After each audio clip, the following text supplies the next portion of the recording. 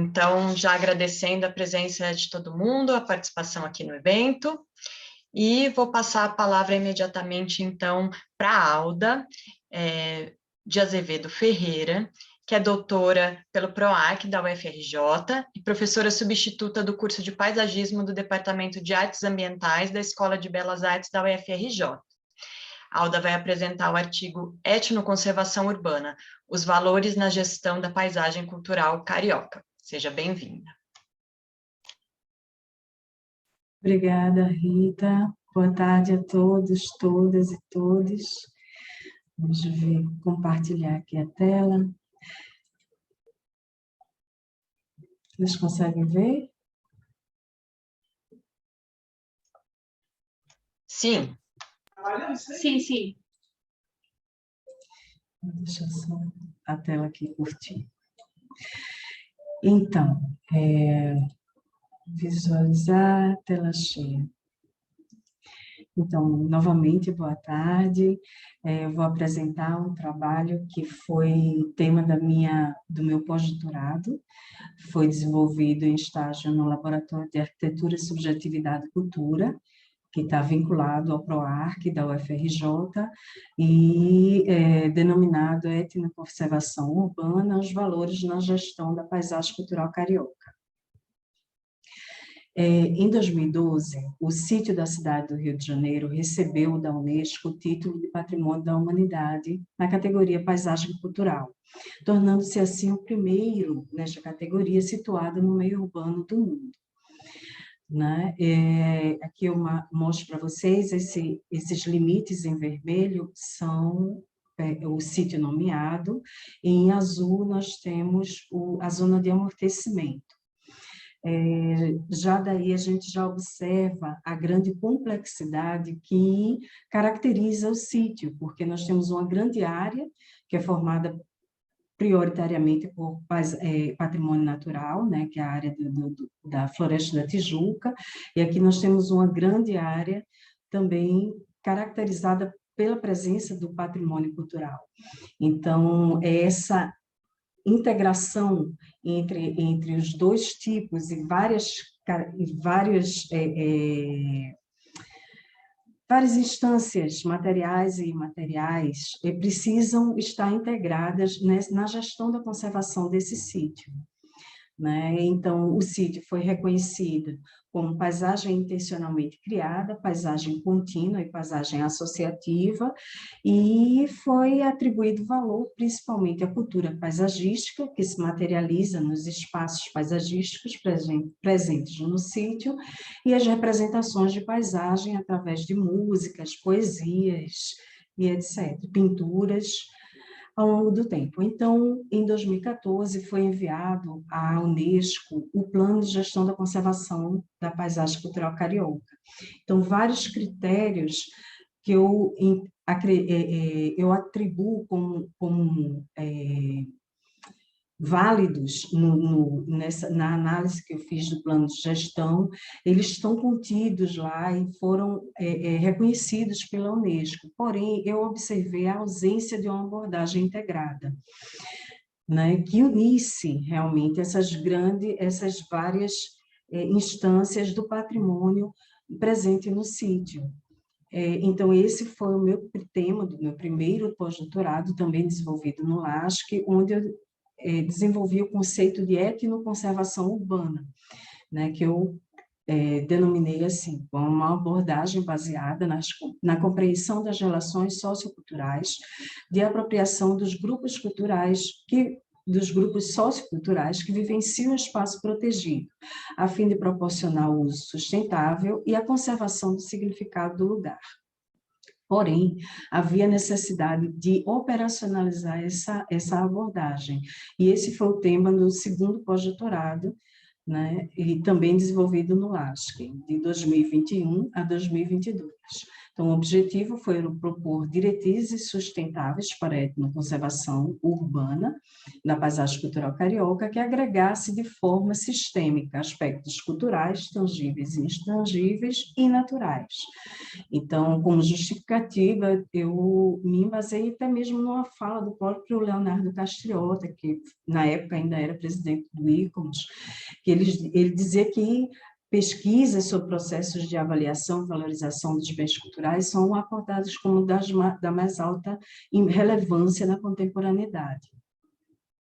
Então, outro fator que me trouxe, assim, mais um motivo para me debruçar sobre essa pesquisa foi o próprio isolamento social durante a pandemia, né, onde eu observei, saí em alguns poucos momentos, mas fotografei, né, o que seria o olhar do especialista sobre o patrimônio.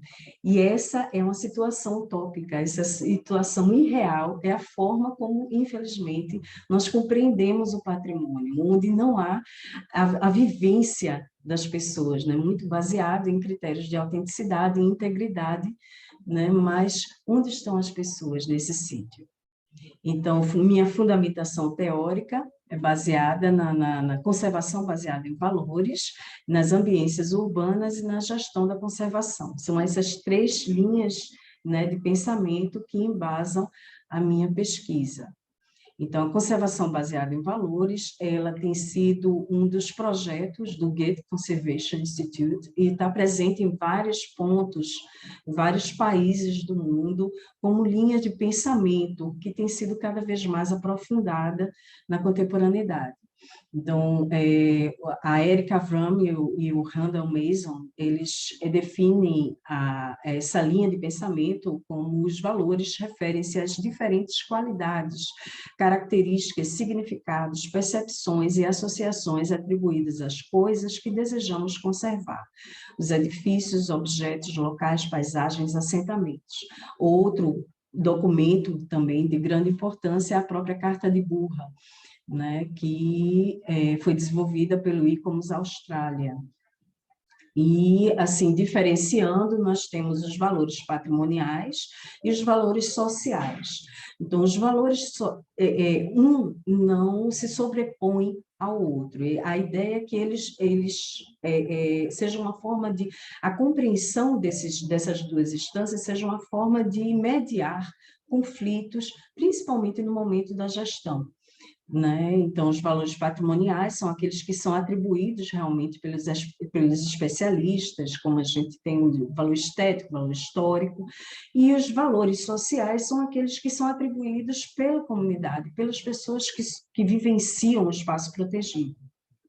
Então, o diferencial, no caso dessa abordagem, é trazer as ambiências urbanas como uma forma de compreensão dessa atribuição de valores. Então, o estudo das ambiências articula os diversos aspectos tangíveis e intangíveis do campo sensorial, afetivo e material, afetando a maneira como os indivíduos agem e se comportam, sendo este um processo dinâmico. Essa é uma das linhas de pensamento que é estudada e aprofundada nos estudos do LASC, né, o Laboratório de Arquitetura, Subjetividade e Cultura, e ele traz essa questão da integração, como eu falei inicialmente, que essa abordagem integrada que me interessava trazer na apreensão do sítio, né, nos processos de gestão. Então, como estudo de caso, eu defini como um calçadão de Copacabana, que assim mesmo eu tive que recortar ainda mais devido às limitações por conta do isolamento social da pandemia. Então, eu fiquei restrita ao espaço compreendido pelo bairro do Leme, né? E aí eu fui investigando realmente como é que se dava essa apreensão, né, e atribuição de valores no calçadão de Copacabana. Então, aqui foi como eu construí a metodologia baseada nos estudos do James Semple Kerr, né, o australiano, e que foi também base para a Carta de Burra, né? Então, inicialmente, eu fiz um resgate da documentação histórica, baseada em fontes primárias. Em seguida, percorri a atribuição de valores patrimoniais, eu atribuí valores ao sítio, né, ao bem cultural, no caso, ao Calçadão Copacabana, depois uma análise topográfica, aqui muito bem representada pelo meu croquis, uma análise etnotopográfica das ambiências do calçadão. Em seguida, foi feito o mapeamento das manifestações, depois foi verificado esses valores sociais mesmo, quais os valores são atribuídos, né, pelos grupos de interesse. Em seguida, eu desenvolvi uma declaração de significância do bem cultural e, por fim, as diretrizes para a gestão da conservação do calçadão, né, como um estudo de caso do sítio. Então, esses valores patrimoniais, como eu disse, foram atribuídos através do estudo sistemático, né, da documentação histórica e a interpretação dos significados iniciais. Então, atribuir valor histórico, estético, científico e artístico-paisagístico, sendo que era preciso também trazer a relação com os grupos de interesse. Então, esses valores foram ratificados através do meu estudo, né, quando eu fiz a pesquisa sobre os valores sociais. Os valores sociais foram observados através de observação participante, um estudo etnográfico realmente, mas a análise ela é etnotopográfica, que é um método desenvolvido pelo LASC, onde a intenção é se mapear, né, realmente como se dá essas relações das pessoas com o bem material, com o bem construído. Né? E, por fim, trazer esse mapeamento através de um método também desenvolvido no LASC pela Cristiane Duarte, que é o mapeamento das manifestações das ambiências urbanas. Então, os valores sociais que foram observados, foi ratificados os valores patrimoniais, e eu observei o valor econômico, valor de uso, valor político, valor ambiental e valor simbólico. E aí, mais para frente, eu vou escrever um artigo onde eu vou descrever realmente cada um desses itens, né? E aí vou deixar disponível na internet. Então, aqui só alguns dos aspectos que foram observados, né, por exemplo, no valor de uso, entender como é que se dá, inclusive, a relação das minorias, não somente os grupos sociais, mas identificar que grupos são esses, por exemplo, no valor econômico, identificar os trabalhadores formais, os trabalhadores informais, como eles se relacionam com o ambiente, e o que é que a gente pode trazer como diretriz para a gestão. Né, como o patrimônio ele pode ser também um meio ou uma ferramenta de política pública para minimizar, inclusive, impactos sociais, ambientais, econômicos na cidade. Então, aqui são várias palavras, né, que eu trouxe, que eu observei nas conversas, nas entrevistas que eu fiz com as pessoas, e, assim, o que eu poderia dizer que seria o place branding, assim, o que é que define a identidade do calçadão do Copacabana para as pessoas? Foi a palavra liberdade. Foi ela que foi assim a mais repetida. É aqui eu me sinto livre, é aqui que eu me sinto liberta de padrões.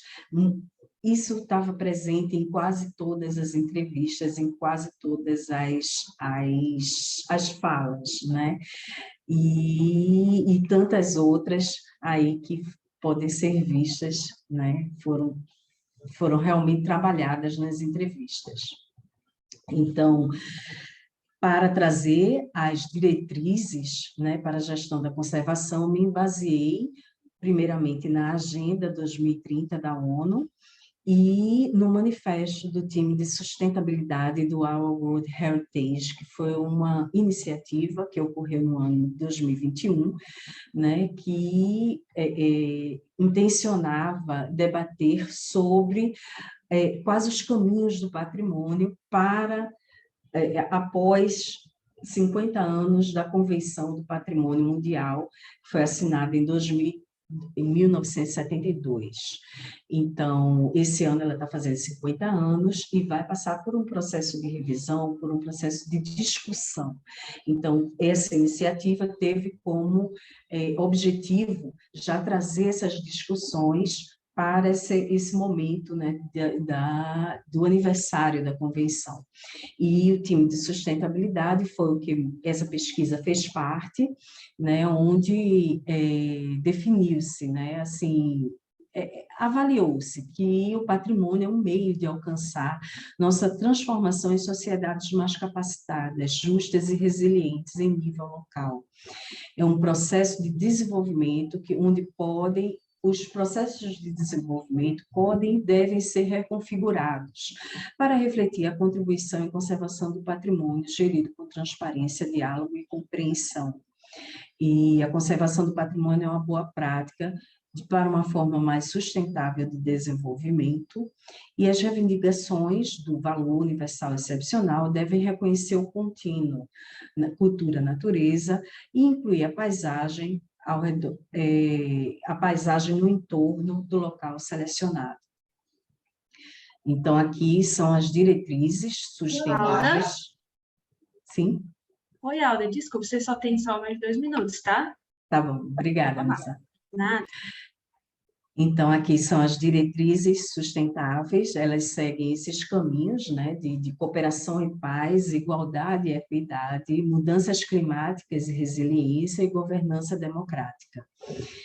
E aqui, realmente, o que foi definido, algumas linhas do que foi definido para as diretrizes, né, da gestão da conservação, né, o desenvolvimento a longo prazo por meio de economias circulares regenerativas, com forte indicação para a inclusão das comunidades, estímulo do uso inclusivo, comunicação e transparência na governança, abordagem transversal, ou seja, a conservação do patrimônio ela tem que ser transversal às políticas públicas de maneira geral, as conexões entre os sítios patrimônio da humanidade, ou seja, eu recomendo que seja feita a conexão, por exemplo, com Paraty, o sítio Bulemar, que são 3 sítios, né, e o sítio da paisagem cultural carioca, então são 3 sítios patrimônio da humanidade que precisam ser conectados, nem que seja como uma rota cultural, governança participativa, então precisa haver realmente a participação da sociedade nesses processos de governança,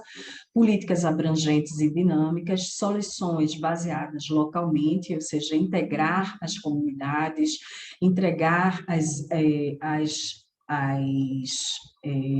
os grupos de interesse que são identificados como minorias no processo de gestão, e educação patrimonial e capacitação comunitária, herança holística e desenvolvimento.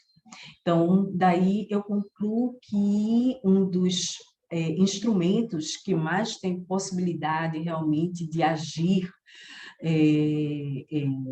legalmente no desenvolvimento do sítio é o Plano de Desenvolvimento Sustentável e Ação Climática do Rio de Janeiro, que no momento está em processo de revisão, mas que já inclui vários aspectos da gestão do patrimônio, né, em vários itens ao longo do plano.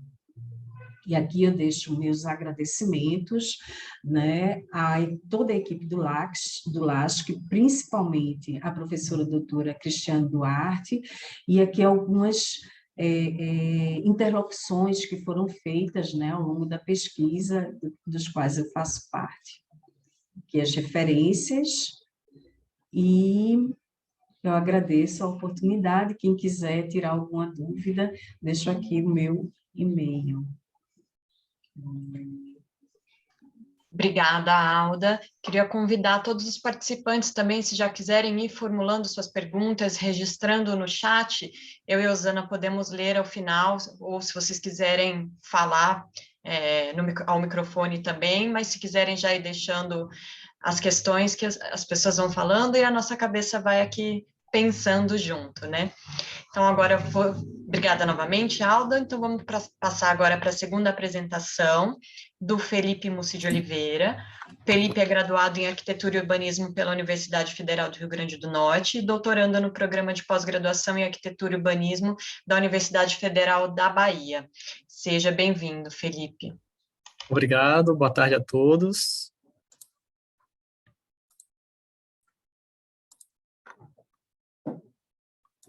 Está aparecendo a apresentação? Sim. Então, boa tarde a todos. Esse artigo, essa pesquisa que eu apresento aqui, são as discussões iniciais do meu doutorado, referente ao bairro de Santo Antônio Além do Carmo e as transformações que acontecem nesse bairro, ou que vem acontecendo, na verdade, ao longo dos últimos 30 anos, desde o momento da sua patrimonialização, tanto pelo IPHAN, como o reconhecimento como Patrimônio da Humanidade pela Unesco em 1984.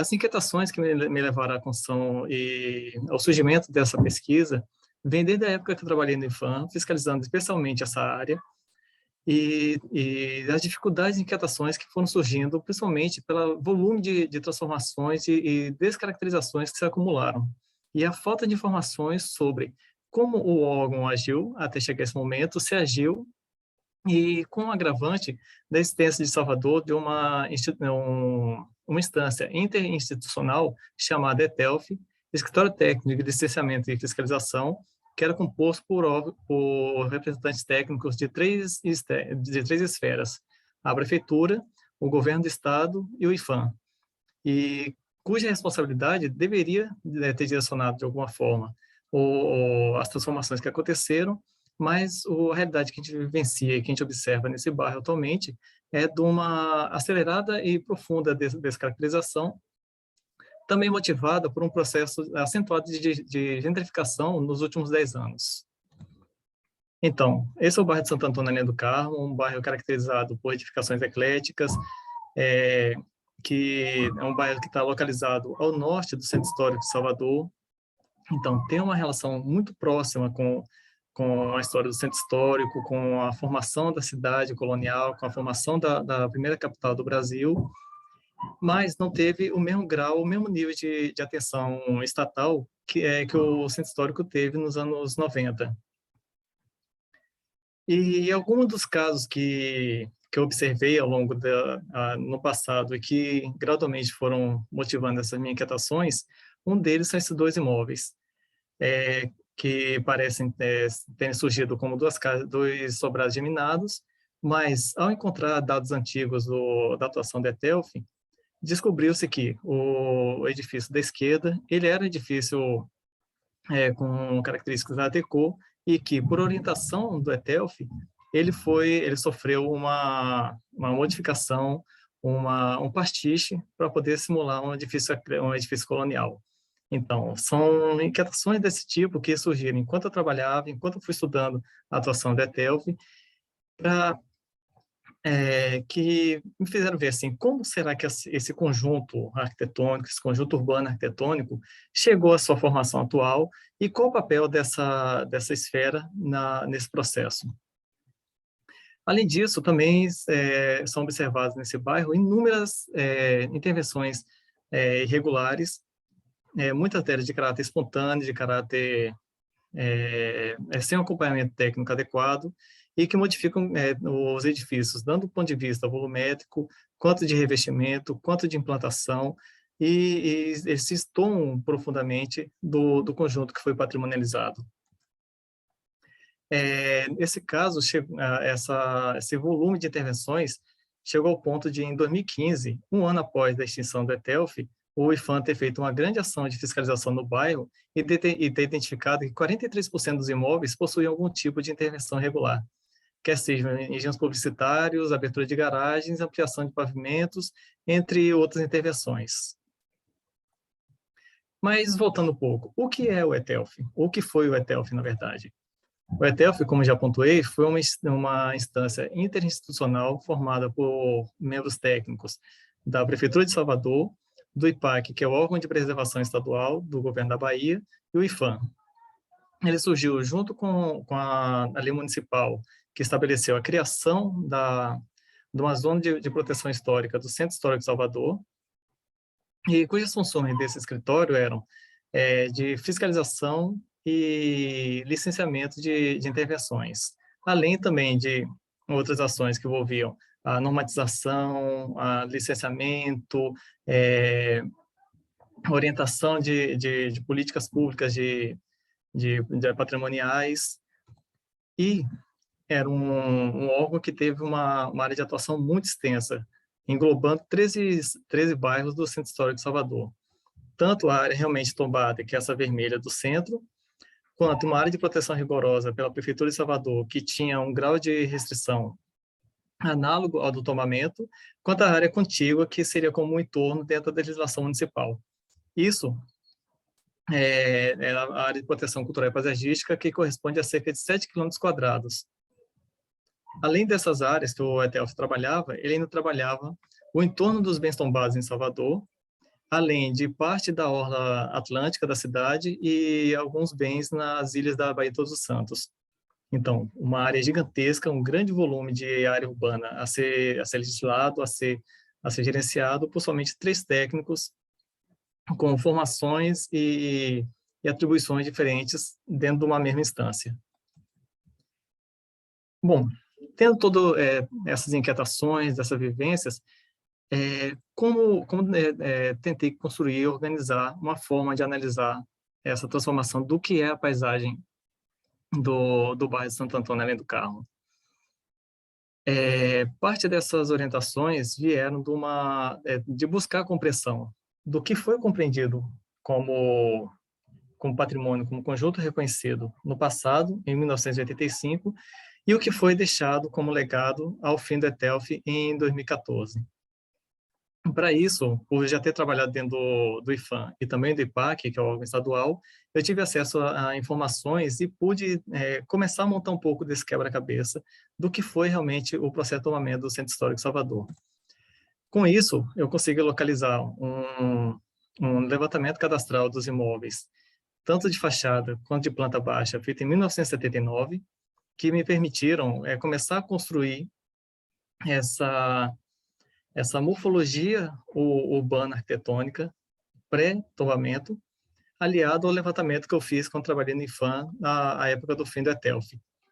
Então, a metodologia permeia teóricos da morfologia urbana, como a Maria-Elaine Kosdorff, como Philippe Panerré, como Kevin Lynch, para compreender essa leitura do passado e poder compará-la com o presente. Em paralelo a isso, também foi feito um levantamento das manifestações do ETELF em relação aos imóveis dessa área. Nesses 2 mapas, dá para a gente ter uma comparação de quais imóveis que eu consegui o cadastro no passado, correspondendo a 96% mais ou menos dos imóveis, e os imóveis que receberam pareceres do ETELF, que corresponde a cerca de 70% dos imóveis da área. E como é um processo ainda, um trabalho que ainda está em andamento, ainda não tenho assim, dados claros sobre esse processo, mas já consegui levantar que cerca de 89% dos imóveis da área sofreram algum tipo de intervenção, algumas delas orientadas pelo ETELF, outras de maneira espontânea.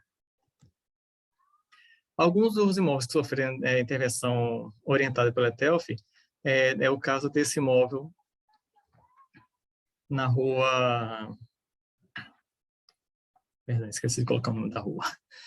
Mas que o parecer técnico do ETELF previa que o projeto apresentado previa ampliação do edifício e mais o pavimento e reforma total, inclusive na fachada.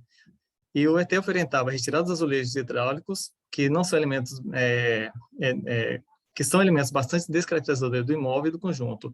E nada se opõe a um projeto em aumentar o pavimento, em substituir, em alterar a conformação da fachada, nem nada assim. Eram análises muito centralizadas no imóvel, sem considerar o conjunto. Felipe, Oi? Sim? faltam... Certo. Um outro imóvel também, na rua principal do bairro, recebeu um parecer técnico que permitia a ampliação vertical dele, ignorando as suas características anteriores à paginação, à conformação da fachada, e ignorava totalmente também seus vizinhos. E outros exemplos que o ETF direcionava de intervenção previam a abertura de recortes no telhado para criação de pavimentos recuados, para criação de terraços, para o uso desses imóveis como hotéis, como residências de alto padrão e etc. E os próximos passos da pesquisa envolvem o aprofundamento das metodologias de análise urbana, de análise da morfologia urbana, tanto na compreensão e na criação das tipologias dos imóveis, tanto de implantação, essas algumas tipologias prévias já identificadas na área, de imóveis implantados totalmente alinhados à fachada frontal, imóveis com anexos ao fundo, imóveis recuados, imóveis que ocupam todo o terreno, bem como análise da volumetria e das modificações das coberturas dos imóveis, que são algumas das intervenções principais ocorridas por lá. Bom, e essa última imagem é uma das primeiras que consegui ter aéreas da área, que mostram realmente como é esse volume de intervenção. Vários imóveis mantêm a sua ocupação frontal, remetendo à ocupação colonial do bairro, mas produzem inúmeros anexos ao fundo, dos quais ainda estou buscando uma metodologia mais clara de como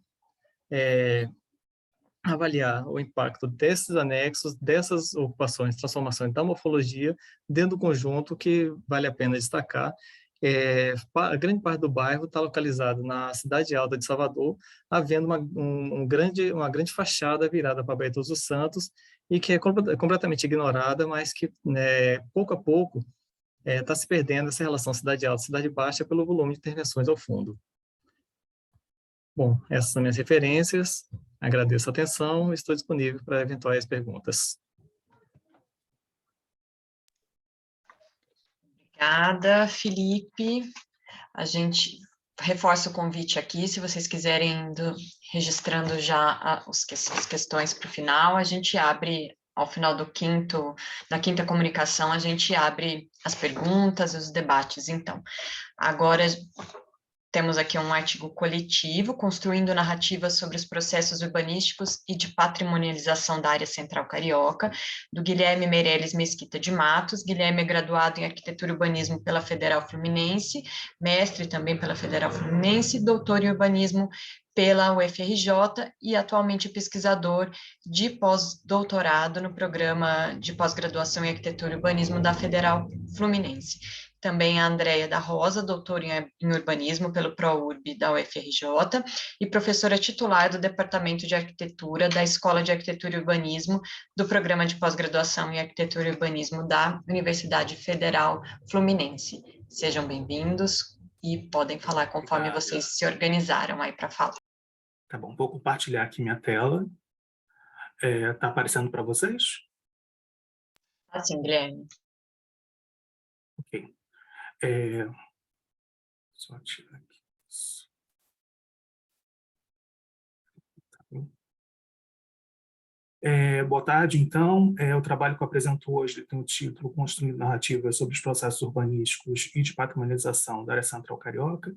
Tenho como coautora, minha supervisora no pós-doc, a professora Andréa Sampaio, e esse trabalho, então, apresenta alguns dos resultados da investigação que eu venho realizando junto com a Andréa sobre a dimensão urbanística das ações de salvaguarda na cidade do Rio de Janeiro, em particular na área central. Então, o trabalho que nós apresentamos hoje, ele tem como foco a construção de narrativas dinâmicas e interativas sobre essa trajetória tanto da patrimonialização quanto da transformação urbanística da área central da cidade do Rio, tendo como contribuição os instrumentos tecnológicos das plataformas SIG, no Sistema de Informação Geográfica. Nós procuramos, então, destacar as possibilidades dessa ferramenta no estudo da história urbana, né, e do patrimônio, por conta desse potencial analítico da plataforma, né, e também pela sua capacidade de síntese e difusão dos resultados na web, né, por meio de aplicativos que vão associar essas narrativas textuais, iconográficas, a mapas e modelagens volumétricas interativas, então facilitando, né, a compreensão dos processos que incidiram na estruturação da cidade ao longo do tempo.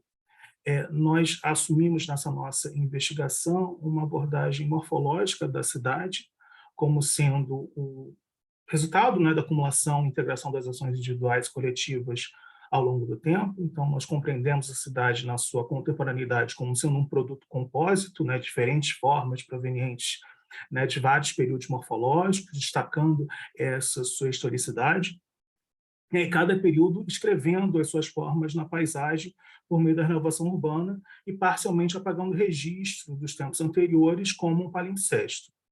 Né? E nós destacamos também que esse processo de produção e transformação da cidade, ela não é realizada apenas pelos projetos renovadores. Né? Vai ter também a contribuição das ações de salvaguarda patrimonial, como aquelas realizadas pelos órgãos de tutela que atuam na cidade.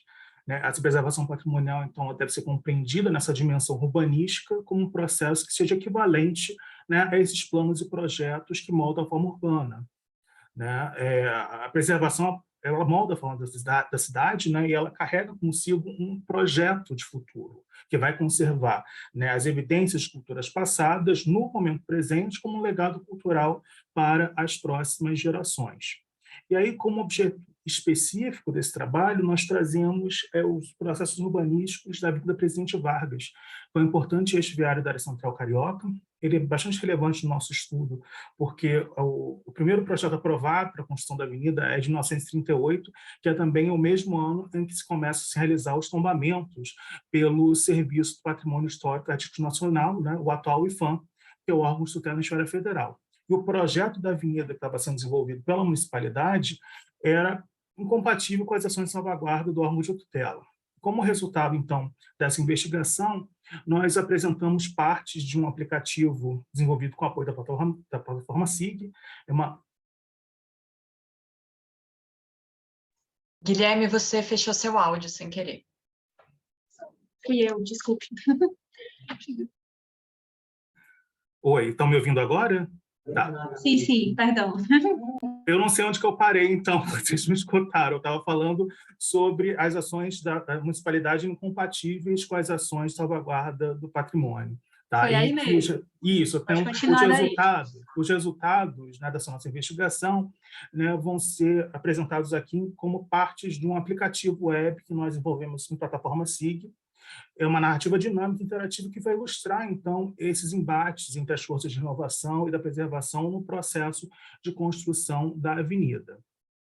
Então, antes de mergulharmos nessa narrativa, é importante apresentar só um pouquinho sobre o que significa esse SIG, né, o ferramental do SIG.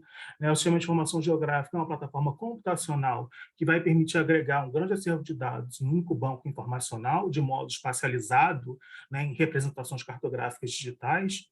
Também permite incorporar plantas, cadastros, cartografias por meio de georreferenciamento. E por ser um banco de dados digital, o material produzido, então, ele é facilmente difundido e divulgado por meio de aplicativos online na web. Então, como um produto da nossa investigação, nós desenvolvemos o aplicativo Atlas Rio, que está hospedado no servidor da ArcGIS Online, disponível para consulta no link acima, também no portal Data Rio, ou ali pelo QR Code ao lado. É um aplicativo que consiste no banco de dados digital, né, que apresenta os bens tombados na área central carioca, compila plantas já referenciadas, projetos urbanísticos, né, que incidiram ou previu modificações na configuração urbana da cidade, e também bases cartográficas históricas, né, que registram a forma urbana executada em diferentes momentos, né, do processo de transformação urbanística. E por que não passou aqui? Novamente. Foi, agora. E aí, esse aplicativo também ancora um banco de dados complementares de fotografias históricas e também de notícias de jornais sobre os projetos urbanos e patrimônio da área central, né? E todo esse material iconográfico, cartográfico e textual, ele serve como referência para a produção dessas narrativas dinâmicas, dos casos exemplares que ilustram os embates, né, entre os projetos urbanos inovadores e as ações de salvaguarda. Essas narrativas são produzidas nesse aplicativo do Story Maps do ArcGIS Online, por permitir desenvolver textos multimídia, com mapas dinâmicos como esse, e também modelagens volumétricas, né, interativas. Eu apresento aqui agora para vocês o Story Map que nós disponibilizamos na Atlas Rio agora em julho de 2022, intitulado Projeto da Avenida Presidente Vargas e as ações de salvaguarda em seu entorno. Ele vai agrupar 6 narrativas sequenciais sobre a trajetória da Presidente Vargas, desde os antecedentes do século XIX até a contemporaneidade. E com essas narrativas sequenciais, nós traçamos, então, um percurso morfológico da avenida, onde nós contrapomos as idealizações urbanísticas e as ações de salvaguarda patrimonial. Então, destacamos efeitos de ambas essas forças na produção da cidade. Esse nosso percurso, então, se inicia no século XIX, quando surgiam propostas para a construção de um eixo viário que ligava o antigo núcleo urbano da cidade, o atual centro, até as proximidades do bairro de São Cristóvão, ainda pouco ocupado. No meio do caminho, nós tínhamos uma área de mangue, que foi aterrada em meados do século no período imperial, e deu origem ao bairro da Cidade Nova, e também a construção de um canal, né, de drenagem, com o Canal do Mangue. E, no final da Primeira República, o plano de remodelação da cidade, que foi desenvolvido pelo urbanista Alfred Agache, propôs a construção dessa Avenida do Mangue, que é desde a frente marítima da cidade em direção à Cidade Nova, seguindo o eixo, né, do Canal do Mangue, e nessa área do centro, os quarteirões contidos entre 2 vias, então, seriam arrasados para dar lugar ao leito carroçável da nova avenida, né, mas preservando a Igreja da Candelária, né, que tinha proporções monumentais. Essa proposta foi retomada com revisões durante o regime do Estado Novo, a partir de 1937, como parte das idealizações do Plano da Comissão do Plano da Cidade, desculpa, que incluía outras grandes reformas urbanas na central, previam a substituição do tecido colonial, de ruas estreitas, casario de baixo gabarito, por grandes avenidas ladeadas por edificações verticalizadas, como vemos aqui nessas imagens. E, simultaneamente a essas proposições, né, iniciavam-se, então, aquelas ações de preservação patrimonial do atual IPHAN. O instrumento de tombamento, a partir de 1938, protegeu uma série de arquiteturas monumentais, como edificações religiosas e civis de séculos anteriores, que estavam predominantemente localizadas nessa área central, que estava para ser renovada, né? Então, a gente apresenta aqui, por meio de um mapa dinâmico, né, esses bens foram protegidos, tendo como fundo a base cadastral da cidade da década de 30. Foram desenvolvidas sucessivas proposições para dar forma a essa avenida, que ganhou o nome de Presidente Vargas. Eu vou apresentar aqui uma dessas propostas, que é com base no projeto de 1940. Por cima dessa base, nós vemos a marcação, né, tracejado do alinhamento proposto para a avenida, e esses polígonos coloridos representam bens tombados, outras edificações relevantes que seriam demolidos ou incorporados ao projeto urbano. Então, nesse mapa, conseguimos ver que na reta de colisão com a avenida figuravam-se alguns bens tombados, como a Igreja de São Pedro dos Clérigos, Bom Jesus do Calvário, também parte do Campo de Santana, assim como também edificações em lugares notáveis, como o edifício da Prefeitura e a Escola Benjamin Constant, na Praça 11 de Junho. Bom, o órgão de tutela federal propôs soluções alternativas, né, a essa proposta, como a gente vê aqui, por exemplo, esse desvio traçado aqui em azul, a fim de garantir, né, a permanência do patrimônio, em especial dessa igreja São Pedro dos Clérigos, que foi aventado, inclusive, o deslocamento da igreja para as margens da avenida, mas que, devido ao alto custo e risco, não foi adiante. Em 43, esses bens tiveram o tombamento cancelado e foram demolidos com a abertura da avenida do eixo viário, finalmente centralizado em 1944. Guilherme? Oi? Faltam 5 minutos, tá? 5, tá bom. E com o apoio, então, de modelagens tridimensionais interativas, nós conseguimos, então, compreender melhor os efeitos, né, dessas proposições urbanas. Então, aqui à esquerda, eu mostro a configuração da década de 30, em amarelo, os bens tombados que seriam arrasados, por exemplo, a Igreja de São Pedro dos Clérigos. Aqui no centro, o projeto aprovado de 1940, no qual se previu que os novos lotes urbanizados da avenida, né, teriam essa cortina de fachadas de 15 pavimentos. E aqui na direita, né, as mudanças nesse projeto de 1944, que previa que as novas construções teriam 22 pavimentos, e uma curiosa proposta que é a construção de um edifício de proporções monumentais para a nova prefeitura, porque o prédio original havia sido demolido para a abertura da avenida.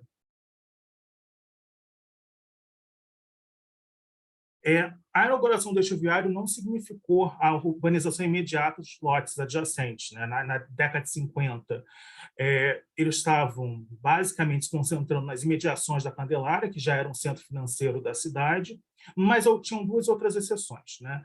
Que era no entorno da demolida Praça 11 de Junho. Né? Uma delas é esse conjunto de edifícios residenciais, conhecido como Balança Mas Não Cai, que ainda está de pé, e uma edificação já demolida, que foi sede do jornal Última Hora, com o projeto do Olavo Rédio de Campos. E agora, trazendo uma comparação entre essas configurações urbanas de 1930 e 1950 e também da proposição de 1944, vemos que o trecho da avenida ao longo da Cidade Nova, né, permanecia praticamente, né, sem alterações. Isso muito em parte de um redirecionamento dos investimentos imobiliários para o bairro de Copacabana. Na década de 60, foi desenvolvido o Plano de Renovação da Cidade Nova, que trazia uma nova proposição urbanística, né, para o entorno da Presidente Vargas, mas, assim como no caso anterior, realizavam-se as obras viárias, como aqui a gente vê o viaduto de São Sebastião, mas não realizava efetivo loteamento proposto. Nesse contexto também vão ser criados novos órgãos de tutela. Então, na década de 60, vai ter a criação do precursor do atual INEPAC, na esfera estadual, e na década de 80, o antigo DGPC, que é o precursor do atual IRPH, na esfera municipal. Então, esses dois órgãos vão estar junto ao órgão federal para reconhecer o valor de edificações ameaçadas pelos planos urbanos, como esse da Cidade Nova.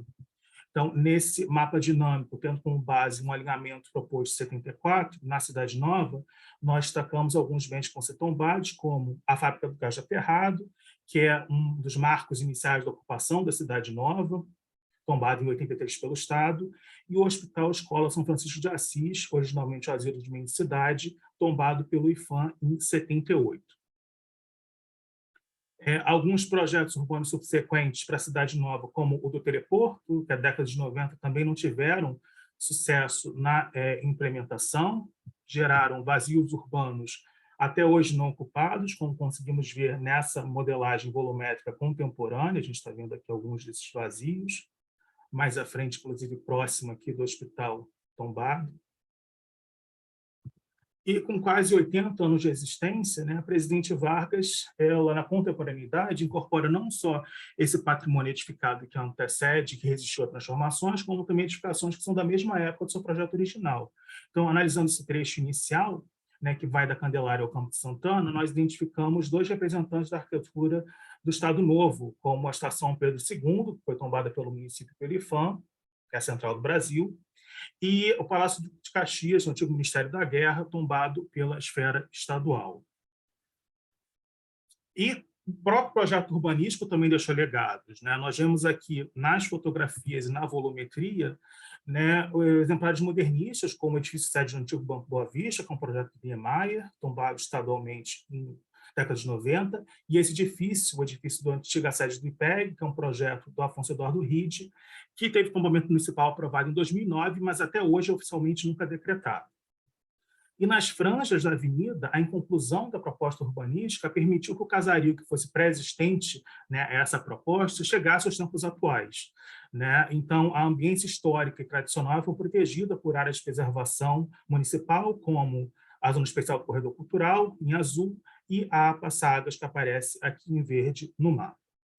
Bom, encerrando, né, longe de ser um projeto unitário, né, a Presidente Vargas acaba se revelando como uma colagem de propostas, né, um palimpsesto de múltiplas décadas de governos com distintas visões, né, de futuro para a área central carioca, né? E ao longo desse processo, né, desse percurso, a preservação patrimonial ela sempre teve presente, sempre teve em pauta como parte integrante fundamental da construção dessa configuração urbana contemporânea. E o SIG, né, com essas múltiplas potencialidades, a análise de fusão, como story maps, mapas dinâmicos, volumetrias interativas, aplicativos, ajudam, né, podem ser importantes instrumentos para ajudar nessa compreensão, né, dos processos urbanísticos patrimoniais, em particular, né, para mostrar a relevância da pesquisa histórica, né, nessa compreensão da forma urbana contemporânea, esclarecendo, inclusive, também alguns dos motivos dos problemas urbanos atuais, como alguns vazios urbanos. Então, essas leituras históricas apoiadas de uma abordagem morfológica, com suporte dessas ferramentas SIG, podem ser úteis para embasar e guiar futuras intervenções na cidade. Então, encerro por aqui. Obrigado. E deixo aqui também o link do nosso aplicativo para vocês consultarem as narrativas e as outras possibilidades da ferramenta. Obrigado. Obrigada, Guilherme. Vamos, então, passar agora para o artigo O Uso como Ferramenta de Preservação do Sítio Histórico de Paraty, no Rio de Janeiro, da Priscila Arias Torrentes Bastos. Priscila é graduada em Arquitetura e Urbanismo pelo UFRJ, mestre em Arquitetura pelo PROARC da UFRJ e atualmente doutoranda também pelo mesmo programa. Seja bem-vinda, Priscila. Obrigada. Boa tarde a todos. Ai, tô fazendo besteira, peraí. Deixa eu ver aqui.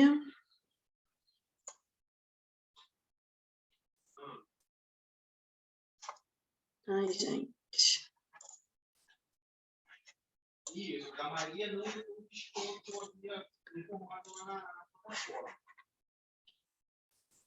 Tá indo, gente? Apareceu? Ainda não. Ixi. Não tô sabendo o que fazer. Peraí. Agora foi. Foi? Foi inteiro? Foi? A gente está vendo a página 2 aqui, introdução. Ah, tá. Beleza. Pronto. Consegui. Obrigada. Bom, esse trabalho é um recortezinho da minha tese de doutorado, que tem o mesmo objetivo, né, que é o uso como ferramenta de preservação do sítio histórico de Paraty, no Rio de Janeiro. Com essa pesquisa, eu busco estudar a relação entre as edificações tombadas do Centro Histórico de Paraty e os atuais usos atribuídos a essas edificações, que são a maioria deles voltadas para o comércio, serviços, uma parte residencial, a grande maioria para lazer e turismo. Esse estudo visa saber, né, se essa relação está gerando impactos e quais impactos gera nesse patrimônio edificado, para que essa identidade histórica local seja preservada. Bom, eu faço uma parte da minha fundamentação teórica sobre a origem da palavra patrimônio, que, segundo a Choé, está ligada a estruturas familiares, econômicas, jurídicas de uma sociedade estável, enraizada no espaço e no tempo. O IFAM conceitua patrimônio cultural como o conjunto de bens móveis e imóveis existentes no país, cuja conservação seja de interesse público, quer por sua vinculação a fatos memoráveis na história do Brasil, quer por excepcional valor arqueológico, etimológico, bibliográfico e artístico, muito visto em Paraty. Tem também a conceituação de patrimônio cultural pela Constituição Federal, bens de natureza material e imaterial, tomados individualmente ou em conjunto, portadores de referência à identidade, ação, memória dos diferentes grupos formadores da sociedade brasileira. Bom, eu faço também uma conceituação de centro histórico por Eliana Vargas e Ana Luísa Castilho, que está associada à origem do núcleo urbano, reforçando valorização do passado. O crescente interesse no potencial turístico de sítios históricos trouxe consigo muitos visitantes, empresários, comerciantes interessados em se instalar nesses sítios. Paraty é um caso clássico desse interesse. O objetivo de estudo dessa pesquisa, o ciclo do Priscila, desculpa interromper. Se você estiver passando os slides já, para a gente estar parado aqui na introdução ainda. Você já começou? Porque você compartilhou como tela inteira? Porque senão ele está compartilhando o seu PowerPoint e não compartilha a apresentação. Sim, como tela inteira. Tá aqui para mim como a tela inteira. Deixa eu ver. Priscila, você quer que eu compartilhe? Eu posso compartilhar essa apresentação. Quero sim, Osana, por favor. Vai me ajudar, porque eu achei que tivesse indo direitinho. Pois Deixa eu sair daqui. então, pronto, tira aí que eu boto aqui. Ai, como é que eu saio aqui agora?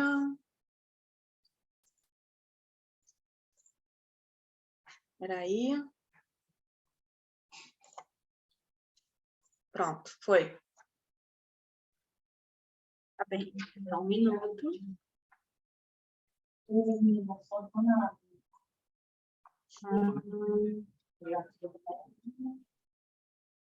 Tá indo, pessoal? Ainda não. Agora apareceu. Pronto. Então, onde é que você parou, Priscila? É aí mesmo. Aqui? Então, pronto. Sim. Você vai me avisando quando eu preciso passar, tá certo? Tá bom, obrigada, tá? Nada. Bom, voltando. No município de Paraty, o ciclo do turismo teve seu início principalmente na década de 70, impulsionado pela abertura da rodovia Rio-Santos, a BR-101, que foi um grande marco para o desenvolvimento econômico e urbano da cidade. Pode passar, Osana, por favor.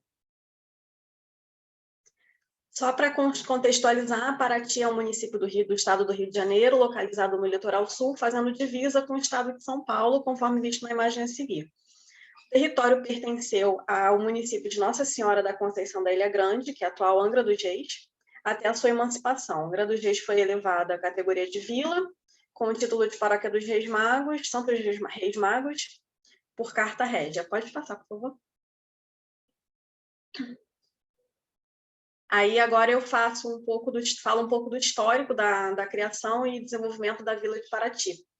Ela se caracterizava principalmente por casas térreas, estilo colonial, com paredes em pedra e cal, pau a pique, estuques e vários sobradinhos também. Opa! Foi. Melhorou.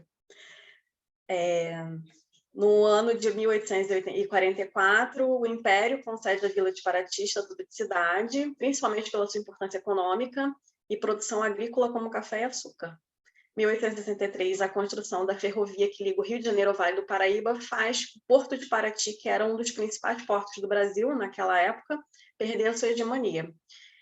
Características tipológicas e morfológicas da cidade começam a ser alteradas nesse momento. Vários armazéns se transformam em residências, e as edificações passam a se remembrar a outras, e os terrenos urbanos disponíveis se transformam em quintais, formando grandes propriedades. Paraty também tem características, além do centro histórico colonial, de grandes chácaras no seu entorno. Com o esgotamento do ciclo econômico do café, os habitantes de Paraty não puderam construir casas novas e nem reformar as antigas por falta de dinheiro mesmo, pois não haviam recursos. E acabou a pequena cidade se transformando em um local preservado pela sua extrema pobreza, com algumas raras exceções. Pode passar, por favor.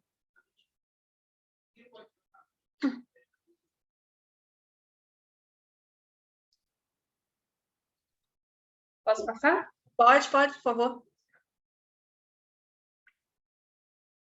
Bom, Laura Moore, na sua dissertação de mestrado, ela afirma que grande motivo desse isolamento foi o processo de desvalorização das vias de acesso à cidade. Paraty ficou como se tivesse uma ilha congelada no tempo. E esse processo foi muito bom para manter a essência arquitetônica e histórica do conjunto arquitetônico da cidade, preservando principalmente seus usos como residenciais, sobrados com armazéns religiosos e civis, e os costumes de seus habitantes. Até hoje a gente consegue ver na cidade essa parte cultural muito forte. Bom, pela sua importância histórica e política, a capitania do Rio de Janeiro, pelas características peculiares de Paraty, erigiu em monumento histórico do estado do Rio de Janeiro no ano de 1945. No final da década de 50, muitas mudanças nas construções já podiam ser vistas, que eram levantadas à beira da estrada da cidade, como, por exemplo, prédios do perímetro urbano e várias igrejas monumentais, como a Igreja de Nossa Senhora dos Remédios. Pode passar, por favor. Na década de 70, com a abertura da Estrada Rio Santos, o processo de visitação para o sítio histórico foi aumentado, e com isso o isolamento que foi contribuído, por décadas, né, contribuiu para a sua preservação urbanística, foi acentuado, né? Desculpa, me perdi aqui um pouco agora. A cronologia do tombamento de Paraty começa em 1945, quando ela é erigida em monumento estadual pelo IPHAN. Em 1958, foi já tombada em nível federal, o conjunto arquitetônico e paisagístico da cidade de Paraty. Em 1966, Paraty é nomeada Monumento Nacional. Em 2001, foi realizado um seminário em Paraty, onde foi feita a Carta de Paraty, para buscar a preservação do conjunto arquitetônico e urbanístico. E depois de muito tentar, com 3 tentativas, em 2019, Paraty recebe o tão esperado título de Patrimônio Místico da Humanidade, unindo a acervo histórico com as belezas naturais, né, da Baía da Ilha Grande. Pode passar, por favor, Rosana. O conjunto arquitetônico passa a ser objeto de estudo pelo seu valor histórico e pela preocupação na descaracterização devido às grandes intervenções que sofreu de uso. Moradores vendiam suas residências e mudavam-se para o perímetro urbano do bairro histórico, e a vida foi se transformando. Muitos investidores externos, denominados paulistas, né, eram investidores, começaram a se instalar nesse centro histórico, e os moradores locais, por falta de condições de manter os seus imóveis, acabavam saindo para bairros periféricos, e aí o processo de gentrificação começava. Bom, de qualquer maneira, existe uma relação ambígua entre essa população originária, que possui a tradição, e os forasteiros, que percebem Paraty como um espaço a ser ocupado e significado. Pode passar, por favor. Bom, no sítio histórico de Paraty, houveram vários inventários para saber como estava sendo feita essa questão do uso, né, com essas intervenções constantes e essas vendas, né, e ocupação pelos forasteiros, dito, né, forasteiros. A pesquisa, em 1989, constatou que mais da metade dos imóveis era de uso residencial ou veraneio, ou lotes vagos, inclusive. Em 2003, foi feito um levantamento pela Universidade de Gama Filho e constatado um equilíbrio entre o uso residencial e comercial dos lotes, né, dos imóveis. Em 2014, foi levantado um total de 210 imóveis residenciais e 178 imóveis de uso comercial turístico, né, com hotéis, com pousadas, que não reforça o caráter residencial de bairro histórico. Em 2021, a gente ainda estava vendo um processo de esvaziamento em andamento, né, do centro histórico, ainda sendo estudado. Pode passar, por favor. Bom, minhas considerações finais, que mesmo que esse processo de patrimonialização dos sítios históricos evidencia, né, o processo para o turismo, também põe em evidência suas vulnerabilidades econômicas e sociais que precisam ser corrigidas. Com base no planejamento realizado para o título de Patrimônio da Humanidade, o município conquista o tão almejado título, unindo seu acervo histórico e belezas naturais. Atualmente, a população paratiense, tanto a originária quanto a forasteira, em sua maioria, ela crê, sim, que esse título de Patrimônio da Humanidade é para a cidade mais um grande incentivo para toda a preservação do seu conjunto arquitetônico e, consequentemente, para o incremento da atividade turística, que é a principal fonte econômica atualmente no município. Os habitantes, em sua maioria, se orgulham em ostentar tal atribuição, que lhes dá a impressão de que residem, de fato, em um local que mantém valores que devem ser transmitidos e que conta com uma identidade histórica consolidada através de sua cultura e tradições. Pode passar, por favor. Bom, finalizo com as minhas referências bibliográficas. Pode passar, por favor. Muito obrigada a todos. Me coloco à disposição para qualquer esclarecimento. Obrigada, Priscila. Vamos, então, à nossa última comunicação, antes da gente abrir para as perguntas e para o debate.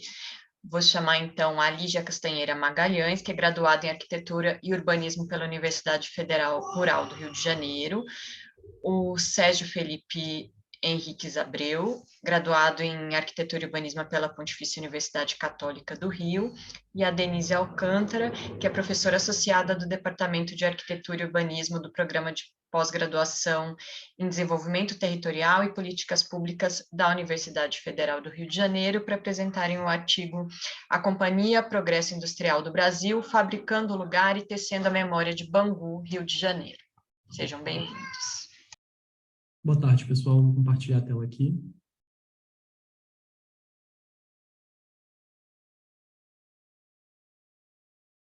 Vocês estão vendo?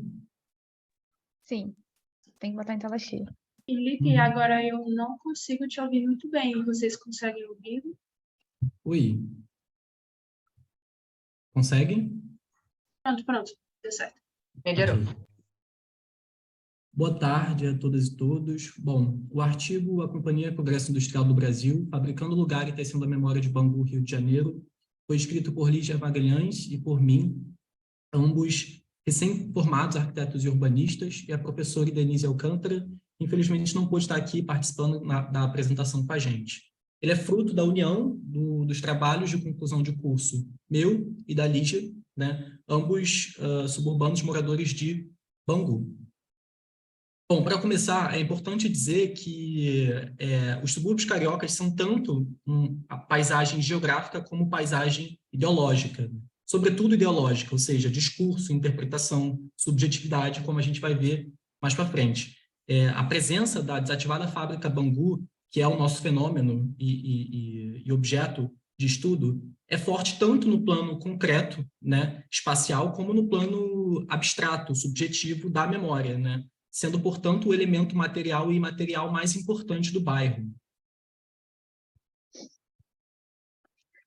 Falando um pouquinho sobre a contextualização espacial e geobiofísica do bairro, ele é localizado na zona oeste da região metropolitana do Rio de Janeiro e é considerado um dos bairros mais populosos do Brasil, ficando atrás somente de Campo Grande, que também se localiza na zona oeste carioca.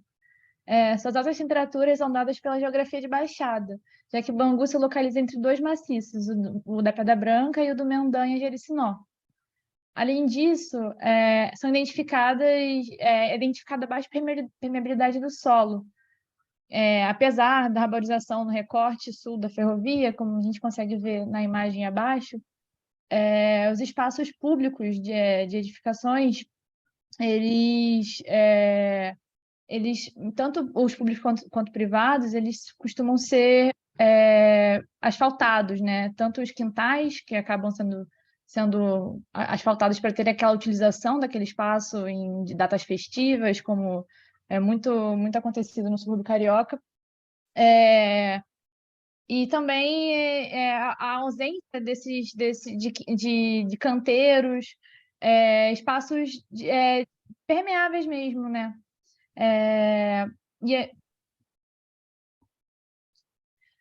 Além disso, o índice de desenvolvimento humano em Bangu, ele está em 96º lugar entre os bairros cariocas, o que, na verdade, a gente pode identificar muito isso, inclusive no desenho urbano. Pode passar.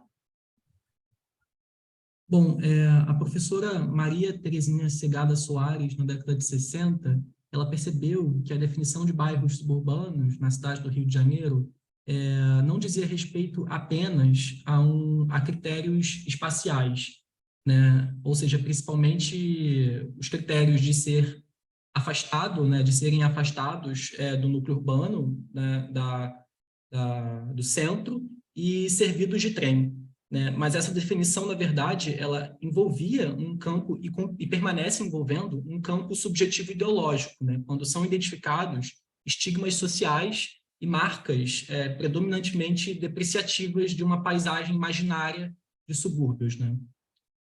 Logo depois, bebendo da fonte de Soares, o professor Nelson da Nóbrega Fernandes, ele cunhou a expressão rapto ideológico da categoria subúrbio, que basicamente descreve como os subúrbios cariocas deixaram de representar áreas abastadas nas redondezas do centro, né, do núcleo urbano, para representar aquelas áreas afastadas dele, ocupadas por uma massa proletária e servidas de trem, né? Essa redefinição, do nome subúrbios, em termos espaciais. Antes, a primeira definição de subúrbios diz respeito justamente a essa periferia do centro. Essa redefinição aconteceu na virada do século XIX para o XX, com a expansão ferroviária e fabril para áreas distantes do centro, para essas áreas, para esses territórios, hoje denominados suburbanos.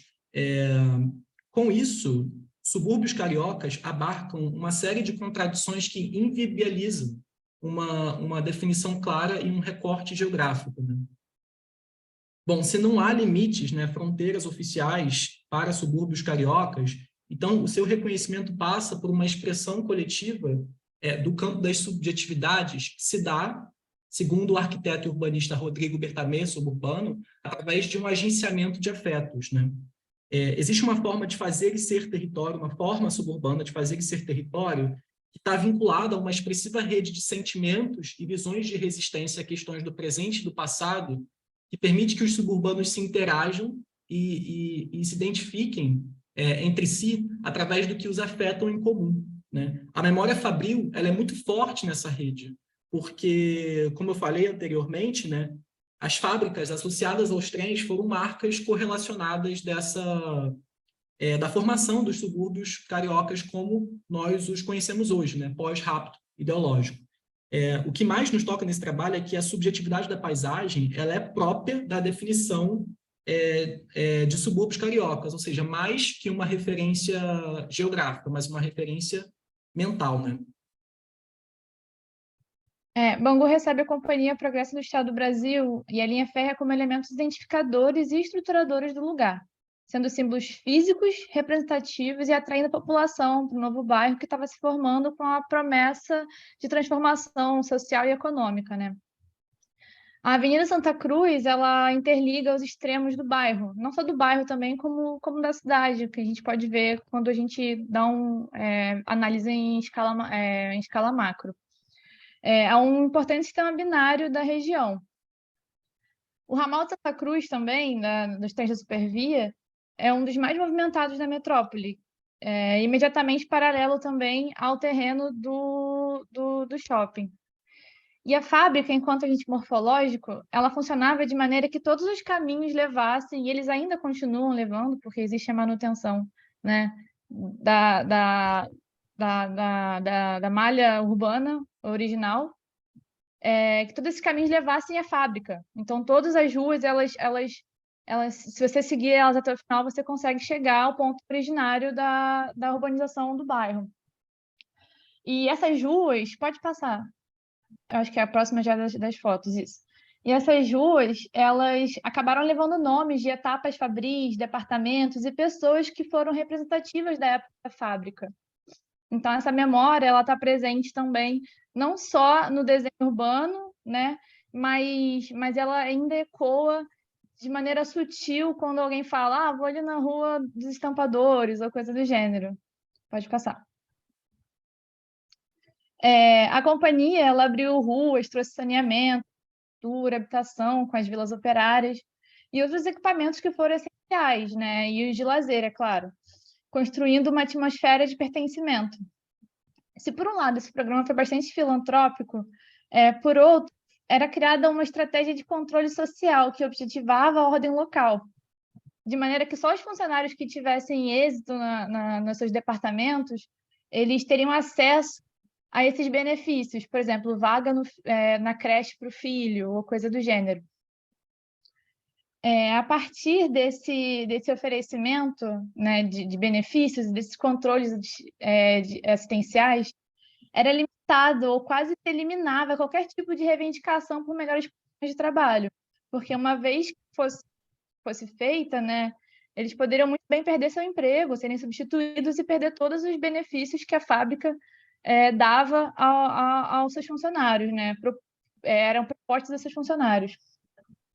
E ainda que prevalecesse essa relação de manipulação autoritária, de recompensa honrada entre a fábrica e o operário exemplar, as histórias mostram que a sensação de orgulho era muito genuíno, e ainda é muito genuíno, dos que conseguiam fazer parte daquele clima de modernidade. Então, em conversas em derivas que foram feitas com moradores, pessoas que viveram nessa época, mostra que ainda existe muito orgulho quando é falado sobre o impacto da fábrica na vida dessas pessoas.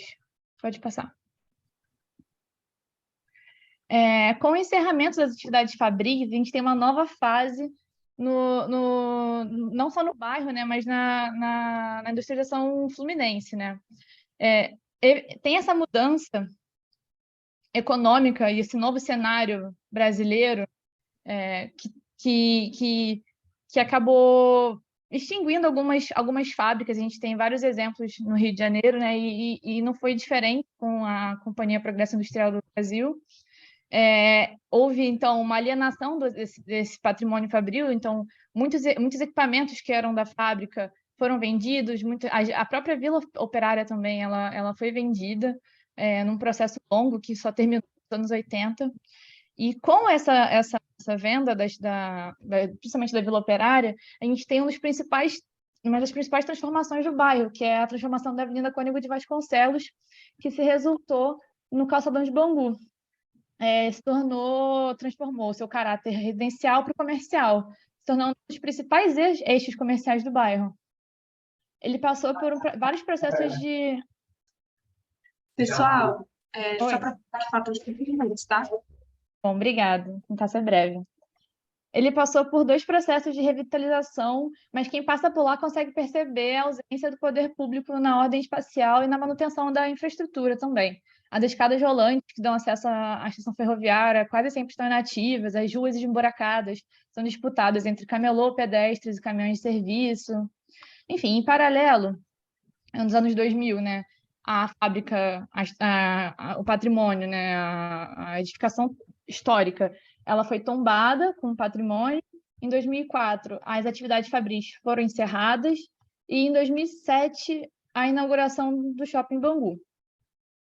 Se, por um lado, essa criação do shopping, né, foi uma conquista para o bairro, trazendo equipamentos de lazer que há décadas, né, há 3 décadas, na verdade, só tinham nos bairros vizinhos, por outro lado, pode ser problemático quando a gente analisa o impacto que esses espaços climatizados têm ao segregar esses equipamentos do desenho urbano, que anteriormente, cabe ressaltar que eles existiam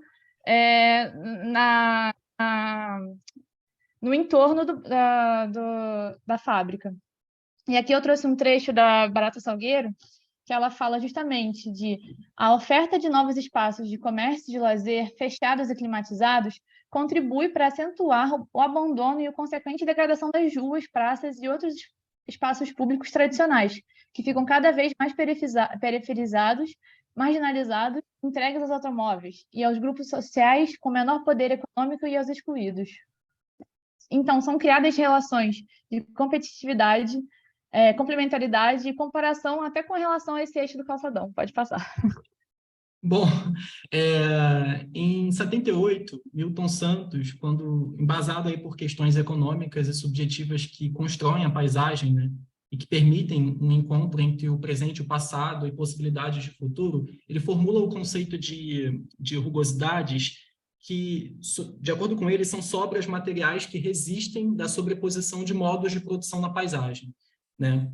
Então, componentes pré-existentes no espaço podem influenciar a maneira como um novo modo de produção que venha a se instalar é representado, e isso frequentemente acontece. É o caso do Bangu Shopping, por exemplo, né? Então, o shopping, como rugosidade suburbana, ele retrata esse passado fabril que possibilitou as dinâmicas do tempo presente, né?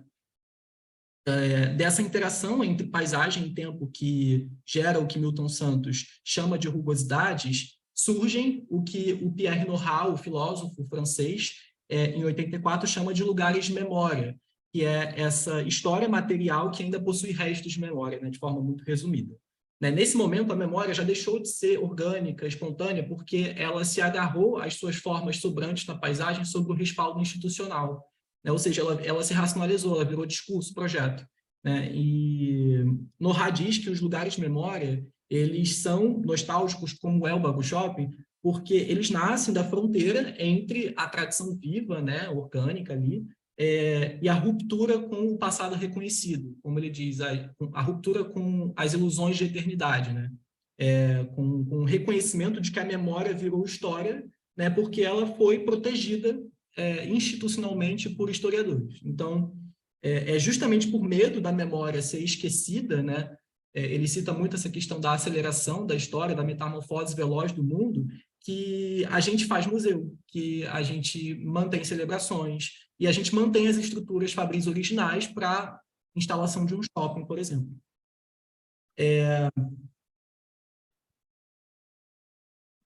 E é sobre essas rugosidades, na verdade, que nasce o potencial lucrativo da proteção da memória, na verdade.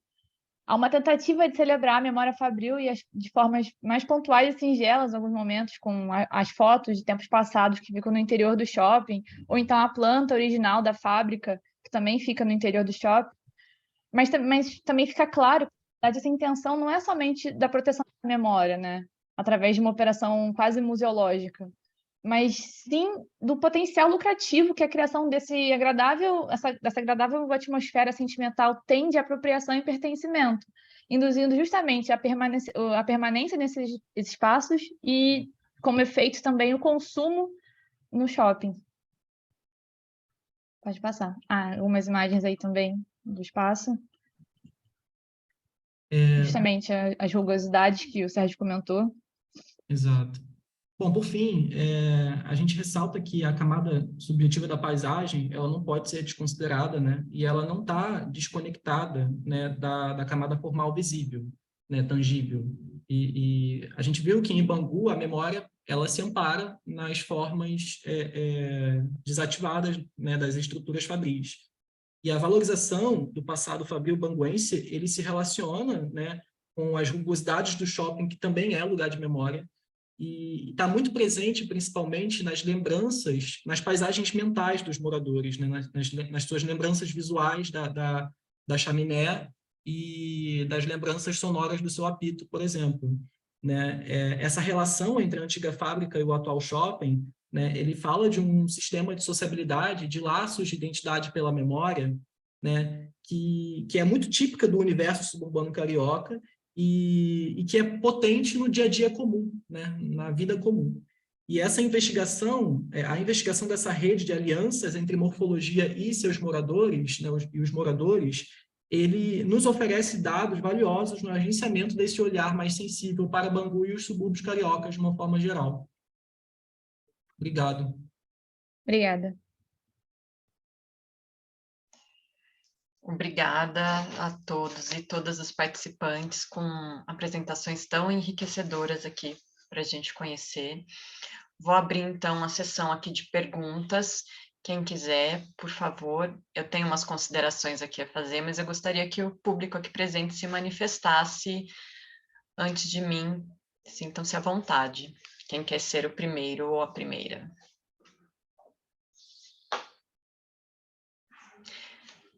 Bom, como a gente tem aquela angústia do silêncio na sala de professor, então eu vou começar pelas minhas inquietações aqui e espero que vocês se aqueçam enquanto isso para falarem também.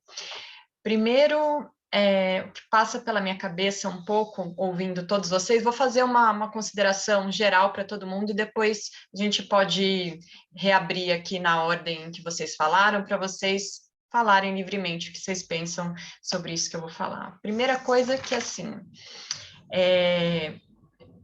os nossos estudos na área de patrimônio, eles estão sempre num campo de disputas. Eu acho que ouvindo vocês falando aqui, isso fica muito claro para todos os lugares que vocês trouxeram a discussão, né?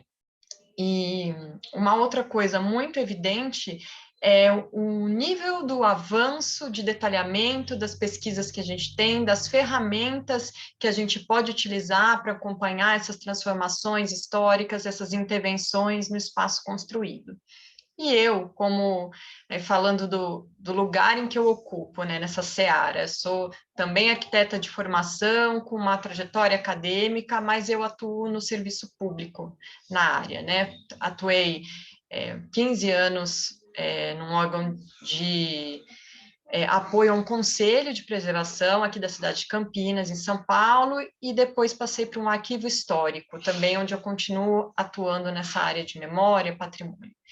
E aí, ouvindo vocês, eu fico me perguntando como é que vocês encaram essas pesquisas e essas avaliações de vocês sobre o espaço construído em relação às políticas públicas que estão em voga no momento ou não estão, porque o que eu entendo é que muitas vezes essas coisas correm em paralelo. As nossas pesquisas e as nossas discussões estão avançando e muito, e a gente tem uma cisão entre esse nosso olhar do pesquisador para conseguir atuar ou conseguir sensibilizar órgãos de preservação e agentes públicos para que a gente consiga intervir nisso.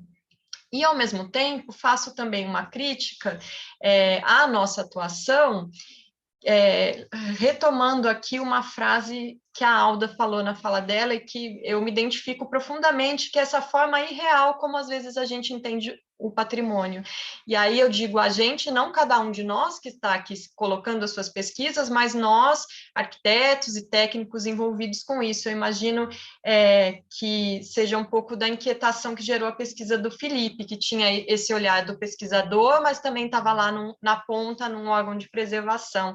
Porque, às vezes, eu fico me perguntando se essa descaracterização toda que a gente vê, e é real, acontece em todas as cidades das quais a gente está falando, não vem também um pouco desse olhar que, às vezes, se mantém, da gente chegar com esse tom professoral de falar, olha, aqui está a cartilha do patrimônio, vamos agir assim, vamos intervir assim, vamos fazer... Quando a população está em outro momento. Aqui em Campinas, por exemplo, a cidade está passando há uma década por uma grande descaracterização no centro, e a gente falando em conjuntos urbanos, e aí o técnico vai no imóvel e fala, não, isso aqui tem meia platibanda de pé, não serve mais nada. E quando a gente está falando em gabarito de altura, em manutenção da paisagem, uma série de outros aspectos que para a gente às vezes são óbvios e muito claros, mas que a gente não consegue fazer essa interlocução com a população. E aí, né, isso apareceu ao longo de vários trabalhos aí de vocês, né, como é que é a percepção do público interveniente ali naquele espaço, que usa aquele espaço e que às vezes tem uma relação afetiva com esse espaço, como o trabalho aí sobre Bangu mostra, e às vezes isso é muito forte e poderia repercutir de uma outra maneira. Mas então, né, desse falatório aqui, eu queria ouvir vocês falarem um pouco sobre essas impressões de vocês em relação às políticas públicas para a área de patrimônio. E só para fechar, às vezes eu fico refletindo um pouco sobre como as políticas do patrimônio imaterial avançaram. A gente pega lá os dossiês do IFAM e eles são de uma riqueza e tem lá um chamamento sempre, né, com a comunidade envolvida, que eles chamam inclusive de detentores, tem uma participação que é muito diferente de falar do patrimônio arquitetônico né, da paisagem urbana. E isso não é nenhuma novidade, porque se a gente olhar lá no método de inventário dos sítios urbanos do IFAM, está lá essa indicação de que a gente deveria fazer isso. Mas será que a gente faz? Ou a gente pode até fazer, mas a gente não consegue fazer essa ponte com o serviço público. Então, às vezes, o patrimônio imaterial avançou tanto e a gente continua fazendo as mesmas coisas que, né, falando em decreto 2537. Então, por isso que eu falei que era uma provocação geral aqui para a gente, trabalhos muito enriquecedores, sou muito grata de estar aqui com essa mesa. Aí, se alguém mais quiser fazer alguma pergunta, a gente podia fazer uma sessão aqui de perguntas, e aí vocês, como a gente tem meia horinha ainda, fazer um bloco, vocês respondendo todas ao mesmo tempo. Alguém mais quer fazer alguma colocação? E obrigada novamente a todo mundo. Rita, eu vou começar, já que você falou aí no meu nome. Enfim, eu concordo contigo, porque a minha pesquisa foi quase que uma desconstrução de mim mesma. Assim, quando eu fiz do meu doutorado, eu assim já entrei no ICOMOS e aí já me entendia como especialista. E aí eu me deparei com a linha de pesquisa em conservação baseada em valores, e daí eu fui realmente me desconstruindo cada vez mais, porque eu fui entendendo, buscando entender qual é a posição do especialista na atualidade. E, paralela a isso, o que essa compreensão de patrimônio, que aí, como eu trago na minha fala, na minha pesquisa, que é o patrimônio como um meio, como mais uma ferramenta de política pública, onde a gente, como uma forma de inclusão social, um meio para diminuir mudanças climáticas, etc. Então, toda essa compreensão, eu confesso a você que eu não tinha antes de mergulhar, principalmente no que foi essa iniciativa do Our World Heritage no ano passado. Então, eu acompanhei assim vários fóruns no ano passado, principalmente de sustentabilidade, e aí, assim, foi realmente um abrir de visão, do que eu não imaginava, do que seria realmente o patrimônio, porque até então eu tinha aquela posição mais confortável, né, da autenticidade, da integridade, vamos conservar, vamos tal, mas não é assim que o caminho das pesquisas elas estão caminhando atualmente. E aí eu vou deixar um pouquinho para o pessoal falar agora, complementar. Felipe, o próximo. Então, Rita, suas inquietações reverberam muito também em todas as leituras e reflexões que tenho feito sobre patrimônio, sobre conjunto, a relação entre essa visão tradicional e acadêmica do patrimônio e a visão que a população tem. Dentro da minha pesquisa, eu tenho enfrentado muito assim, inquietações que nas leituras de arquitetura popular me trazem. Se isso que a gente vê, né, do ponto de vista acadêmico como descaracterizações, não são uma forma do novo patrimônio que está surgindo também. Até qual limite a gente deve preservar e até onde deve observar isso como uma nova transformação, uma nova memória que está surgindo em cima das bases anteriores. Os próximos passos que eu estou dando na minha pesquisa são justamente poder compreender assim lógica de morfologia, de transformação de morfologia, heranças que a nova construção traz do passado, e aí realmente a visão do acadêmico e do popular entra em conflito com isso. E quando você fala ainda do campo da disputa, ainda tem esse terceiro campo que é muito importante relacionado às políticas públicas, pois nos últimos anos os órgãos de preservação foram realmente sequestrados do seu papel. Aqui em Salvador eu tive muita dificuldade de ter acesso a informações porque os órgãos de preservação fecharam suas portas para a academia. Então, não se pode entrar, não se pode ter acesso à informação, porque essa informação pode voltar, de alguma forma, como uma moeda política que pode prejudicar os jogos que estavam acontecendo. As esperanças de um novo momento surgem, mas ele é um campo de disputa muito forte, que foi acentuado nos últimos anos, e a gente deve realmente continuar. Acredito que a academia, em todos os trabalhos que eu vi por aqui, tem buscado essa proximidade com o campo popular, com essa modificação do ponto de vista, mas é inevitável que os órgãos de preservação, o poder público, são uma peça-chave que não está se abrindo para essas novas visões. Então, o nosso campo de disputa deve realmente se aliar com o popular, a gente tem que ganhar uma força maior para poder tentar mudar as políticas públicas para o futuro, porque, como você bem disse, os órgãos de preservação estão muito assentados em cima do Decreto-Lei 2537, que já completou 80 anos, e a visão, fugir um pouco dessa visão tão travada está muito difícil.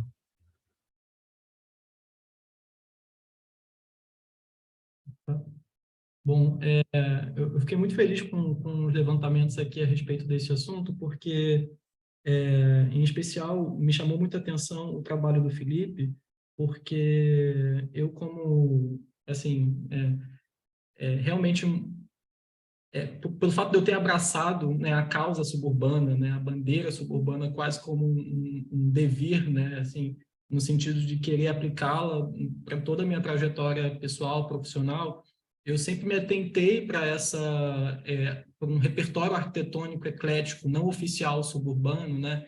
E inclusive quero levá-lo ao mestrado. O anteprojeto está em desenvolvimento, e durante esse desenvolvimento eu me deparei pensando muito nisso, assim, até que ponto eu, como arquiteto, desmereço essas descaracterizações porque elas não se enquadram, de alguma forma, num repertório oficial, né? E tenho medo de ser, de certa forma, um agente assim, aseptizador, sabe? Como se eu tivesse querendo trazer uma linguagem clean, meio que motivado aí por um sentimento nostálgico, né? De retorno ao passado, enfim. Eu entendo o valor, né, assim, formal, estético desse repertório, porque está vinculado a movimentos e estilos arquitetônicos oficiais, né, modernismo, art déco, uso, enfim, o neocolonial, o uso brasileiro, o risco espanhol, de uma forma unificada e que gera uma linguagem fantástica. Só que, a partir do momento em que eu vejo esses estilemas sendo perdidos com o tempo, ao longo dos anos, eu me vejo nesse conflito, assim, sabe? Então, e não tenho uma resposta, acho que pretendo me debruçar nisso no mestrado, assim. Eu achei muito interessante vocês terem levantado, porque isso tem sido um pensamento muito recente para mim, né? Antes de chamar quem está de mão levantada aqui, vou chamar aqui pela ordem, só um comentário, né? Porque aí a gente olhar para essas intervenções não clássicas, digamos, né? Feitas pelo proprietário de um pequeno imóvel lá, aí o conselho vai em cima e tal. Agora, construir um shopping ali, que é quase um obituário, né, do que foi, aí pode. Aqui também a gente tem um hospital psiquiátrico, que era chamado Sanatório Santa Isabel, aí, obviamente, foi vendida a área, a capital imobiliário ergueu um prédio, transformou o que sobrou ali do edifício no espaço gourmet do prédio, mas não chamou de sanatório, chamou de Hospital Santa Isabel. E aí isso é permitido, né? Então a gente tem vários pesos e várias medidas dependendo de quem pede e dependendo de quem autoriza. Mas vamos lá. Priscila, pela ordem de quem está na câmera aqui. Priscila. Bom, primeiro eu queria me desculpar pela minha apresentação, que foi meio enrolada. Eu estou no home office com a minha filha doente e na hora que eu comecei a falar, ela começou a ter uma crise de tosse lá na... E aquilo me desconcertou completamente, gente, desculpa mesmo. Bom, eu queria falar um pouco sobre essa questão, primeiro, de Bangu, que eu fiquei muito emocionada com a apresentação de vocês, porque minha família é toda de lá e eu morei por muitos anos lá. Na rua que dá no shopping, na Rua dos Açudes. E essa questão toda do emocional, eu lembro da minha avó, que já está com quase 90 anos, minhas duas avós trabalharam na fábrica, e elas contam, assim, de como era, da amizade, viram Bangu sendo construído, aquela coisa toda, essa questão do sentimental é muito presente lá. As pessoas que moram em Bangu têm um orgulho enorme de pertencer a Bangu. E essa questão do suburbano com muito orgulho, sabe? Sou de Bangu mesmo, vim de lá, e você vê as características residenciais ainda tentando ser preservadas, porque as famílias originárias estão todas lá. Ao contrário de minha querida e amada Paraty, que eu fiz minha dissertação de mestrado falando da Estrada Real Paraty-Cunha, e agora o meu foco é no Centro Histórico. Ainda não tive a oportunidade de fazer a pesquisa de campo, para ver, de fato, como que está essa questão toda da ambiência histórica, da questão dos usos. Então, tudo que eu busquei em pesquisa, por exemplo, as descaracterizações do patrimônio, você vai em Paraty, você vê, nossa, Paraty está preservada, a questão das fachadas, tudo, mais ou menos. A questão das cores de Paraty mudaram completamente, foram estabelecidas posteriormente, de acordo com o que foi na mente do gestor do patrimônio da época lá, do IPHAN. Varia muito de gestor para gestor. Por exemplo, você quer fazer uma intervenção na sua residência tombada e você quer construir uma piscina no seu quintal. Determinado gestor proibiu um projeto, por exemplo, falando que não pode ter piscina de jeito nenhum. Mudou a gestão, liberou a piscina. Então, assim, os critérios são quais? Essa questão da cartilha do patrimônio varia, sabe? De pessoa para pessoa, digamos assim, de interesse para interesse. É muito complicado. Então, eu acho que eu vou eu estou na minha hipótese de que sim, o uso preserva a identidade histórica de Paraty. Vou tentar provar isso, não sei se conseguirei, porque ainda vou a campo, mas creio que para quem vai a Paraty de fora, sim, entende uma atmosfera histórica, um clima legal.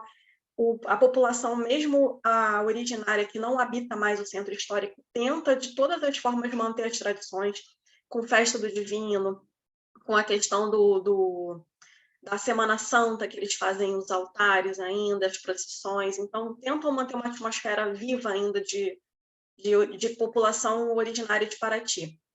Bom, e é essa questão das políticas, né, que eu vou me deparar ainda com algumas questões lá em Paraty, provavelmente, mas o que eu estudei até agora é que varia muito de gestão para gestão, não existe uma coisa muito severa a ser seguida. E parabéns a todos, as apresentações estavam muito interessantes, eu gostei de todas. Obrigada, Priscila. Lígia? Eu queria dizer que eu estou muito grata, imagino que o Sérgio também, de saber que o trabalho atravessou a Priscila, e eu espero que tenha atravessado mais gente também, porque ele atravessou a gente do início ao fim da nossa trajetória, não só escrevendo, mas produzindo nossos TCCs, né? Porque o trabalho ele foi uma união de duas análises, que depois a gente conversando sobre isso, a gente chegou naquela conclusão, né? E, assim, um ponto que a Rita levantou sobre o patrimônio e as perspectivas das pessoas, né, com relação a ele, a gente não pode esquecer também desses rebatimentos no desenho urbano, que na verdade, quando a gente olha para Bangu, fica muito clara a relação, a diferença, né, essa dicotomia, não só cognitiva, mas espacial mesmo, que se dá a partir do momento que você atravessa os muros do shopping, né, porque ele é cercado por um muro, e quando você chega no calçadão, que é imediatamente ao lado do shopping, sabe? São duas realidades completamente diferentes, são dois organismos comerciais, sabe? E aí a gente... É até também um ponto que eu quero trabalhar no meu mestrado, né, que a gente está até conversando bastante sobre isso, eu e o Sérgio, é justamente essas duas ambiências que são dadas nesses dois recortes tão próximos, sabe? E como isso fica no inconsciente e no consciente também das pessoas que habitam. Porque a pessoa que está no calçadão nem sempre é a mesma pessoa que está no shopping. Por mais que seja um espaço popular, tem essas relações que são muito, muito sutis, na verdade. Essas diferenças muito sutis. E quando a gente pensa no patrimônio edificado do shopping e da importância na região, tem aquela relação que eu até comentei na apresentação, desse resgate quase museológico, né, dessas memórias e desse uso, dessa apropriação para o comércio, mas a gente entende que, na verdade, não passa muito disso. Isso é um pouco frustrante, bastante frustrante, porque quando a gente observa exemplos como a Fábrica do Conhecimento em Paracambi, a gente tem um espaço, né, que ele servia a população de alguma forma, não apenas de lazer, cultural, mas também educacional. E a gente tem o shopping, que é algo estritamente capitalista, sabe? Então, como aquele espaço, aquele patrimônio edificado, ele poderia também estar retribuindo a população de alguma forma, né? E, assim, e até abrindo em âmbitos um pouquinho, né, maiores, anteriormente, o shopping ele tinha um grande jardim, né? Um pulmão para Bangu, digamos assim. Um resfriamento para aquela região que é tão quente, como eu mencionei no início, né? E aí, com a transformação do shopping, ele se transformou num estacionamento asfaltado, assim, sabe? Então, e assim, um estacionamento muito maior do que ele deveria ser, em termos de capacidade mesmo, as pessoas, ele não é 100% utilizado, sabe?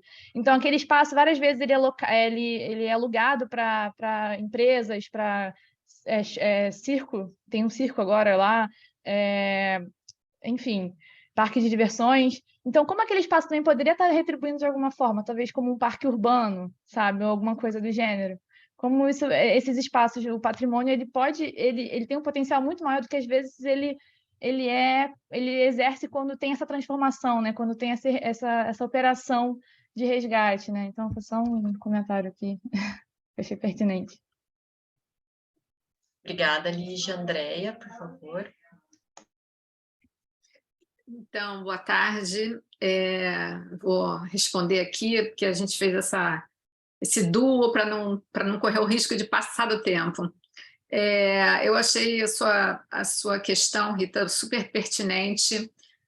De fato, aliás, eu acho que o nosso Atlas, o nosso aplicativo, que tem muito mais camadas do que o que a gente apresentou aqui, né, que aqui o foco foi essa coisa das narrativas dinâmicas, justamente ele parte de uma ideia de estar compartilhando com a sociedade, também com os técnicos, essa memória desse processo de patrimonialização. E é uma memória feita de muitos embates, porque, na realidade, ele nasce da questão dos embates dos projetos urbanísticos com os bens tombados. Então, ora, houve o tombamento, e aí o projeto urbano foi anulado, ou o projeto urbano foi à frente e demoliu, que foi o caso da Presidente Vargas, né? Então, a gente trabalhou também com material jornalísticos, então, assim, tem matérias de jornal pesquisadas na Hemeroteca Digital sobre esses embates. Então, meio que para mostrar que, na realidade, todo esse processo é fruto de muita resistência, e inclusive valorizando os técnicos que estão né, assim, numa situação... Quer dizer, se as instituições estão sucateadas, os técnicos estão aí numa situação muito vulnerável. Então, e isso a partir, quer dizer, isso é século XX, quer dizer, a partir dos primeiros tombamentos, de 38 em diante, pegando também os tombamentos municipais. Então, a gente está mostrando, e aí eu acho que é importante também, até para a própria população entender de uma certa maneira. Então, assim, no fundo, era meio que ele foi ganhando assim alguns aspectos assim de difusão que meio que já está saindo da academia. O próprio Instituto Pereira Passos, quer dizer, fez uma parceria, colocou no portal, e aí os técnicos dizem: eu consulto muito para poder fazer parecer, porque os PAs estão geolocalizados, os projetos de alinhamento, né? Os projetos de alinhamento aprovados, então a gente consegue ver que aquele patrimônio ia abaixo. Então, isso é importante porque a gente hoje ainda tem alguns projetos megalomaníacos, assim, né? Enfim, no Rio, pelo menos, aquela coisa do Porto Maravilha, que demoliu e está lá uma série de vazios urbanos. Então, eu acho que é um alerta, e acho, sim, ao mesmo tempo, a gente precisa achar meios de interlocução com a sociedade, porque, de uma certa maneira, sempre há uma certa desconfiança, ou achar que, né, os técnicos do patrimônio são aqueles xiitas nostálgicos que vivem fora da realidade, que não é o dia a dia. Enfim, então é meio que tem que estar mostrando que é um assunto transversal, que é um assunto que afeta muita gente. Então, acho que, assim, e todas as pesquisas aqui que apresentadas, eu acho que, de uma certa maneira, mostraram isso, né? Eu acho que é muito interessante, porque a gente está o tempo inteiro falando da dinâmica urbana, a gente não está estanque lá na redoma do patrimônio, então, pelo menos assim, é o nosso olhar. Então, acho que isso esse conjunto, né, esse mosaico de trabalhos aqui, acho que ficou bem interessante. E sim, o Bangu também me atravessou, porque bom, primeiro que toda hora tem algum aluno que é de Bangu e alguém que aí faz algum inventário, mas eu tenho uma outra linha de pesquisa que é habitação e patrimônio, né? Então, assim, e trabalhando com patrimônio industrial também. E aí, justamente, eu falei assim, cadê as vilas operárias de Bangu? Porque aí eu estou trabalhando só com bens protegidos, que não dá para abarcar o processo, tudo, né? E aí eu falei, gente, mas como assim? Bangu não tem vila operária? Aí um doutorando, não, tem, mas não está protegida porque já está descaracterizada, e você não consegue mais, porque foi sendo vendido, a fábrica vendeu. Aí eu achei super interessante vocês falarem da Cônego Vasconcelos e tal. Então, assim, acho que é uma coisa meio quase de arqueologia, né? Achar a vila operária lá. Achei isso interessante, assim. Enfim, é uma coisa que, quer dizer, pelo ponto de vista do patrimônio industrial, eu estou estudando, mas não consigo encaixar lá no meu, porque a gente está trabalhando só com as protegidas. Mas eu fiquei lamentando, justamente, falei, poxa vida, como é que não tem uma... Até porque tinha tudo, era uma mini cidade, né? Então, como é que não se consegue achar a vila não foi protegida, se tem outras vilas operárias de outras fábricas que estão protegidas também, que virou, né, mais ou menos shopping lá, a Vila Isabel, por exemplo, né? Enfim, também o porte não era nem tão imenso quanto o Bangu, mas acho que se vocês puderem falar um pouco mais sobre essa questão da vila operária, enfim, poderia ser interessante. E é isso, agradeço aí a oportunidade, acho que foi rica essa interlocução. Obrigada, Andréia. Guilherme? Oi, vou fazer só um comentário, né? Porque vendo a apresentação do Felipe, especialmente, eu lembrei muito da minha tese, porque eu fiz levantamentos ao longo do eixo da Presidente Vargas com as áreas de preservação da cidade, né? E a área de preservação municipal, como, por exemplo, da Cidade Nova. Quando você mostrou aquelas imagens, né, de Salvador, né, que tinha, obviamente, a casa térrea preservada, e atrás você tem, obviamente, vários anexos, vários puxadinhos, né, subindo. Isso, eu me senti na Cidade Nova, me senti ali fazendo levantamento da Cidade Nova, porque são vários casos de casas preservados, assim, dessa mesma coisa, bem preservado. A fachada, às vezes, está super íntegra, mas atrás você vê que tem realmente todo aqueles 2 pavimentos, às vezes, até de construção por cima da casa térrea. É interessante ver isso, porque também tive muita resistência no levantamento, sofri ameaças, inclusive, porque as pessoas acham que a gente é o técnico e que alguma coisa vai fazer denúncia, e, na verdade, eu falo assim, não, sou estudante, estou fazendo aqui um trabalho, mas tem muita dificuldade dos próprios moradores reconhecerem aquilo como algo patrimônio, mas, ao mesmo tempo, dentro até da estrutura municipal, né, dentro do conselho, André, eu não sei se você estava no conselho nesse momento, mas